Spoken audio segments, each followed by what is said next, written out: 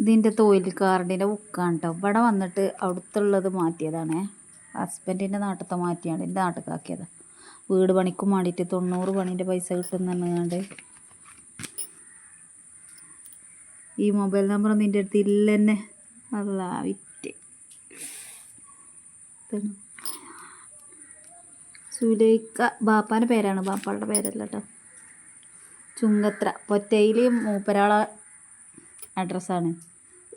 ചീഞ്ഞ അഡ്രസ്സിൻ്റെ മേത്തൊന്നും മരിച്ചാലും പോകില്ല. നന്നാ ആധാരത്തിലൊക്കെ ആ അഡ്രസ്സാണ്, ഒക്കെ മാറ്റാൻ കിടക്കുകയാണ്. അപ്പോൾ നമ്മളിതിലെടുത്ത പണീൻ്റെത് എഴുതിയതുണ്ടാവും. ഇപ്പോൾ കാണിച്ചു തരാം. പേജ് മറിച്ചാനും വീഡിയോ എടുക്കാനൊക്കെ ഇപ്പം ഞാൻ തന്നെ ആയതുകൊണ്ടുള്ളൊരു സൂപ്പ്. എവിടെ ഇപ്പോൾ ഇതിൽ കുറേ ഉപ്പൊക്കെ ഇട്ടീനിയല്ലോ തൊഴിലുറപ്പിൻ്റെ.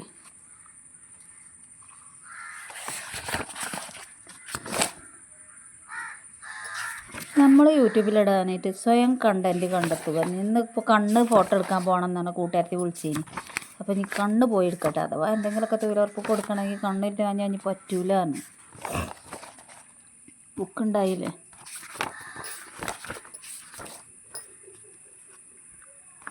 കുഞ്ഞിപ്പാത്തമ്മാനെ 8ാം മാസം പള്ളിയിലുണ്ടായപ്പോൾ വരെ നമ്മൾ തൊഴിലുറപ്പിന് പോയ ആളാണ്.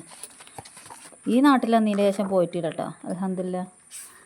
പോകാൻ ആഗ്രഹം ഉണ്ടായിട്ട് കാര്യമല്ല, പോയിട്ടില്ല. നിവർത്തിയോട് വന്നാൽ പോകേണ്ടി വരും. പക്ഷെ ഇതിനകത്ത് അതൊന്നും കാണുന്നില്ല കേട്ടോ. പഞ്ചായത്ത് പോയിങ്ങാണ്ട് ഒപ്പിട്ടിച്ച് നല്ല ഓർമ്മ ഉണ്ട്. 90 പണിക്കാണ് ഓരോ വട്ടം മെമ്പർ വിളിച്ചിട്ട് വീട് പണീൻ്റെ അന്ന്. ഇതിനകത്ത് കാണുന്നില്ല കേസ്. അപ്പോൾ ഇതാണ് കേട്ടോ അസിസ്റ്റൻറ്റ് മാനേജർ എന്തൊക്കെ എഴുതി കൂട്ടി വെച്ചിക്കണം, നമുക്കറിയില്ല അതിനെപ്പറ്റിയൊന്നും. അപ്പോൾ ഇതാണ് എൻ്റെ തൊഴിൽ ബുക്ക്. അങ്ങോട്ട് ഇനി കണ്ണ് ഫോട്ടോ എടുക്കാൻ പോവുകയാണ്.